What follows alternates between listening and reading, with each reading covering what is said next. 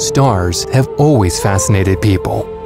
They inspired interest and were uncharted beacons. Humanity craved new worlds and dreamt of flying into space. On April 12, 1961, this dream came true. It was announced on all radios worldwide. Говорит Москва.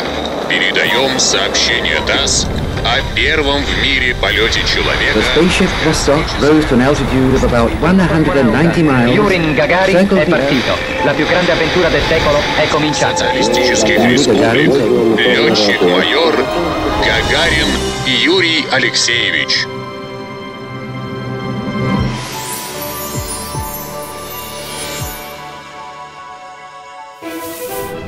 Yuri Gagarin was an ordinary boy who was among those who dreamt of the stars. He loved planes and thought about becoming a pilot ever since he was a child. Once, together with his classmates, he made a flying model of a plane from reeds and a combustion engine. The math and physics teachers, as well as the school's head teacher, were fascinated watching the flight. 20 years later, along with the entire world, they would watch breathlessly as Yuri Gagarin piloted the first ever manned spacecraft.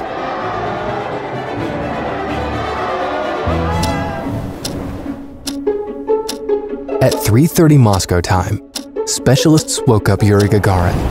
After some light exercises, a rinse down, and a breakfast fed via special tubes, the cosmonaut was taken to the assembly and test section for pre-flight inspection and putting on his spacesuit.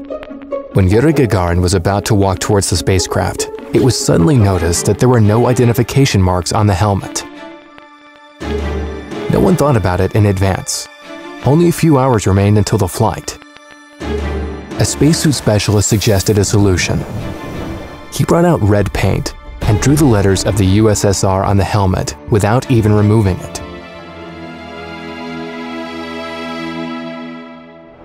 On October 27, 1955, Yuri Gagarin joined the Army.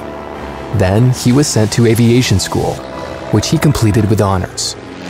After graduation, he served in the 769th Fighter Aviation Regiment. In the summer of 1959, a group of field medics visited the regiment. They had been studying the pilot's personal files and were to conduct interviews. During the interview, they casually asked the main question: "Would you like to pilot a spacecraft around the Earth?" It's apparent what answer Yuri Gagarin gave. The selected candidates were moved to Moscow for further examination at the Central Research Aviation Hospital. Yuri Gagarin arrived there on October 7th and remained under examination for almost a month.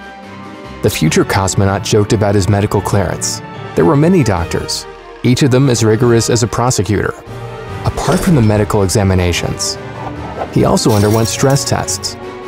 He was tested in an aerospace chamber, spun in a centrifuge, and shaken in a vibrochair. His body was also checked for hypoxia resistance. After all examinations and tests, the commission confirmed that his health was perfect. A total of 20 people were chosen from 352 cosmonaut candidates. Yuri Alexeyevich Gagarin was among them. At 7:10, the cosmonaut took his seat in the Vostok spacecraft and made contact under the call sign Cedar. Then, he connected his suit to the ventilation system and checked the communication systems, onboard recorder, and broadcast radio. While engineers kept improving the Vostok spacecraft and conducted test flights, future cosmonauts underwent training and were prepared for their first space flights. They took up sports, learned special disciplines, completed parachute training, and also developed their resistance to spaceflight conditions. The future cosmonauts were trained in the centrifuge to withstand extreme gravity, in the temperature chamber to withstand high temperatures, and in the soundproof chamber to resist loneliness. They were also trained for zero gravity in a special plane. Soon, it turned out that there was not enough time for all the cosmonauts to complete the full training course with the Vostok spacecraft mock-up. 6 people who matched the spacecraft technical parameters the best in terms of physical condition were chosen.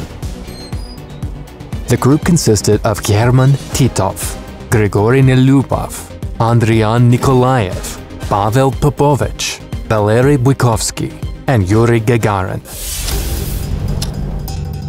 At 8:25, the cabin was checked for leaks. 15 minutes before liftoff, Gagarin donned his spacesuit gloves. 10 minutes before liftoff, he closed his helmet.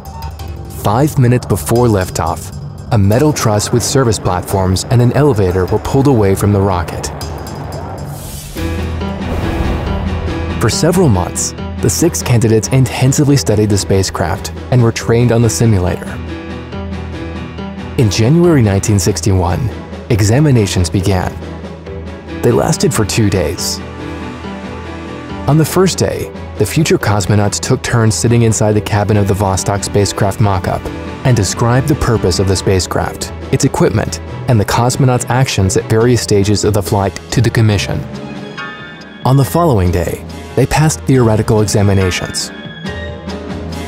Based on the results, the commission rated cosmonauts on their flight readiness. Yuri Gagarin topped the list. Дорогие друзья, близкие и незнакомые, соотечественники, люди всех стран и континентов, через несколько минут могучий космический корабль унесет меня в далекие просторы Вселенной. Что можно сказать вам в эти последние минуты перед стартом? Вся моя жизнь кажется мне сейчас одним прекрасным мгновением. Все, что прожито, что сделано прежде, было прожито и сделано ради этой минуты.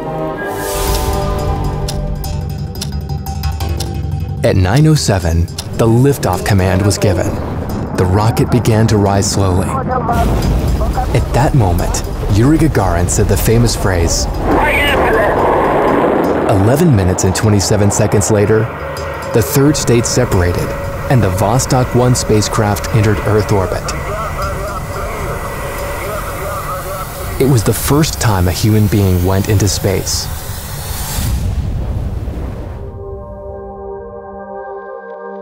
Yuri Gagarin was the first person who saw our planet from space with his own eyes. He gazed out in admiration at its beauty. After the flight, Gagarin wrote a message to everyone. Orbiting Earth in the spaceship, I saw how beautiful our planet is. People, let us preserve and increase this beauty, not destroy it. The first flight into space was carefully prepared. However, it was a big risk. Several potentially dangerous situations occurred during the flight. First, the radio control for the third stage engines failed, but the engineers had thought through various contingencies, which meant the spacecraft had a fallback option. The engines automatically cut off, but half a second later, resulting in flying 100 kilometers higher than planned. After the deorbit burn, the instrument module did not separate from the descent vehicle with the cosmonaut. The spacecraft began to spin at a very high speed. Only at an altitude of 110 kilometers did the thermal sensors of the backup separation system go off, and the instrument module separated. Right when it seemed the flight was almost over, Yuri Gagarin faced another problem. After ejecting from the capsule, he descended with the main parachute. But at an altitude of 3 kilometers, the emergency parachute deployed. Gagarin was drifting down to Earth under 2 parachutes. He could not effectively control his descent. Nearly at the ground, he was descending backwards.